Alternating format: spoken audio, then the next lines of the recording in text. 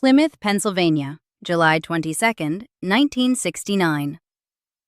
Joan Kennedy stands in a funeral pew beside her husband, photographed from every angle by press cameras that have been waiting outside since morning.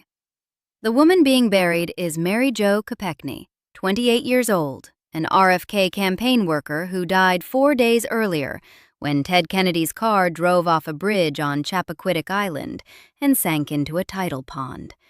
Kennedy had swum free.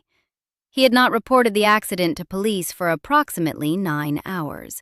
He had already pleaded guilty to leaving the scene of an accident causing bodily injury. Joan is visibly pregnant, her 4th pregnancy, carried under strict orders of bed rest because 2 previous miscarriages had preceded it. She had been at home when it happened, confined to an upstairs room while lawyers, aides, and political operatives filled the floors below. But a second story runs through the same events, and it belongs entirely to Joan. She lost a pregnancy in September 1969. She had been kept from information in her own home. She had been photographed standing beside her husband at the funeral of the woman who died in his car. She had provided, simply by being present, the kind of credibility the machine needed. Joan Bennett Kennedy wasn't Ted Kennedy's troubled wife. She was one of the clearest casualties of the Kennedy myth, a woman expected to give up everything the machine needed and who received almost nothing it owed in return. To understand how she got there, you have to start earlier. You have to start with who she was before any Kennedy ever knew her name. Virginia Joan Bennett was born in 1936 and grew up in Bronxville, New York, the oldest of 2 daughters in an upper-middle-class Catholic family. By the time she graduated from Bronxville High School in 1954, classical music was the clearest thing she could point to as genuinely hers. She enrolled at Manhattanville College of the Sacred Heart in Purchase, New York, then an all-women's Catholic institution of genuine academic prestige, the alma mater of her future mother-in-law, Rose Kennedy, and, more immediately relevant, of Jean Kennedy Smith, who would become Joan's classmate and the instrument of everything that followed. She modeled briefly during her college years, appearing in television commercials. She graduated Manhattanville in 1958, the same year she would marry. Gary Wills, the historian and author of The Kennedy Imprisonment, describes first observing Joan Kennedy at a public event as a natural beauty with little makeup. By 1958, she had built something real: a college education, a professional musical skill practiced for the better part of her conscious life, a brief commercial career, and the particular self-possession that comes from a comfortable upbringing in a family that valued both achievement and appearances. She had been making herself for 21 years. What the Kennedy machine would make of her was something else entirely. In October 1957, at a Manhattanville ceremony dedicating a gymnasium to the memory of Kathleen Kennedy, Ted's sister, who had died in a plane crash over France in 1948, Jean Kennedy Smith introduced Joan to her younger brother, Edward. Ted was 25 and finishing his final year at the University of Virginia School of Law. Joan was 21. The compound at Hyannisport, the touch football games, the sailboats, the extended family that seemed to function as a single, gorgeous organism. None of this was entirely manufactured, but none of it was entirely accidental either.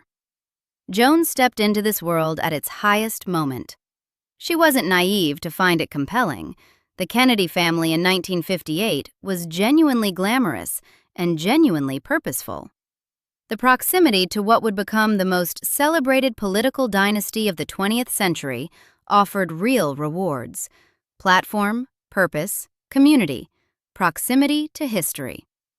Her 1992 book acknowledges as much in a sentence fragment that describes how, as Ted Kennedy's wife, she had the chance to do things she couldn't have done otherwise. The opportunity was real. The rules were real too, and they were older than Joan's arrival. The Kennedy family had developed, over decades, a specific institutional logic for the women who married into it. They were expected to be publicly presentable, privately subordinate, and entirely dedicated to the political project. They managed households, raised children, campaigned when summoned, and maintained, through everything, the appearance of contentment. Weakness wasn't tolerable as a private matter, and was catastrophic as a public one. Jacqueline Kennedy, who had navigated this system at a higher altitude and with considerably more institutional resources, struggled, by scholarly accounts, to preserve her own identity within it. The pressure wasn't unique to Joan. It was structural. Rose Kennedy had lived inside this system since the 1920s, and her example was the family's model. Rose had endured her husband's decades-long infidelities, including his publicized involvement with actress Gloria Swanson, and had maintained her public composure without visibly cracking for more than 40 years. A woman who married into a family presided over by that example understood implicitly what the baseline requirement was. The Rosemary Kennedy case, documented by disability researchers, illustrated the family's broader institutional instinct. When a family member didn't fit the public image, the response was concealment. Rosemary had been institutionalized in 1941, and the family kept that fact hidden from the public for more than 2 decades. The culture of this family, when confronted with difficulty, managed its appearance first. Joan had not been trained for this. She had been trained to play piano and build a professional identity and think for herself. What the machine needed from her was loyalty and image. She was asked to perform a role that had no room for the actual Joan Bennett inside it. The 1960s moved fast and took casualties. In November 1963, President Kennedy was assassinated in Dallas. In June 1964, Ted crashed in a private plane while campaigning for his first full Senate term, suffering severe back injuries that required months of hospitalization. Joan campaigned for his re-election while he recovered. She traveled, spoke at events, performed the role of political surrogate with competence and composure she had not signed up to provide. She was 27 years old with 2 small children at home. Kara had been born in 1960, Edward Jr. in 1961. In June 1968, Robert Kennedy was shot and killed in Los Angeles. 2 assassinations in 5 years, in a family that had already absorbed the deaths of members in plane crashes before Joan ever arrived. Her 3rd child, Patrick, was born in 1967. Her body had also absorbed losses, at least 2 miscarriages in the years before Chappaquiddick, each one a private grief in a household that had no structure for private grief. Ted's infidelities weren't private in the sense that mattered. They were known within Washington's social circles, and eventually within the family itself. A Time magazine piece on the Kennedy marriage noted plainly that it was strained by Kennedy's alleged infidelities, a habit he reportedly shared with his father Joe and brothers. Joan's documented response to that knowledge wasn't confrontation. By her own later account, she turned instead to alcohol, a way to manage the hurt and anger without doing what the machine had no protocol for, making demands. That wasn't the statement of a woman with a pre-existing weakness. It was the statement of a woman who had found a functioning mechanism for surviving what her marriage required her to survive. The machine had no protocol for a wife who made demands or expressed distress. What it had was a model: Rose Kennedy's decades of public composure and an expectation that the women who followed would meet it. By the mid-1960s, Joan was performing a version of herself that had very little room for the actual Joan Bennett inside it. She dressed for public events. She smiled for photographers. She gave interviews that stayed within the bounds of what a senator's wife could safely say. She played piano at campaign rallies, a skill genuinely hers, but even that was instrumentalized, deployed for someone else's electoral purposes. She was Ted Kennedy's wife, which in 1965 meant something specific and public and demanding. And she was the Bronxville girl with the piano, which meant something real and private, and increasingly inaccessible. An Australian newspaper archive holds a September 1970 campaign piece describing Joan's presence at a Senate campaign event. Her clothing, her composure, Ted's green tie against his overcoat. She appears as a figure in someone else's story, dressed and described and positioned. That was the decade. Joan as background character in her own life. He later testified he intended to drive to the ferry landing to return to his hotel in Edgartown, but turned instead onto Dyke Road, a dirt track leading to a one-lane wooden bridge. The car drove off the bridge and sank into 6 to 8 feet of water. Kennedy swam free. Chappaquiddick drowned. Kennedy made his way back to the cottage, spoke privately with Gargan and Markham, swam across the channel to Edgartown, went to his hotel room, changed his clothes, and was seen chatting casually with other guests the next morning before crossing back to Chappaquiddick to make a series of phone calls.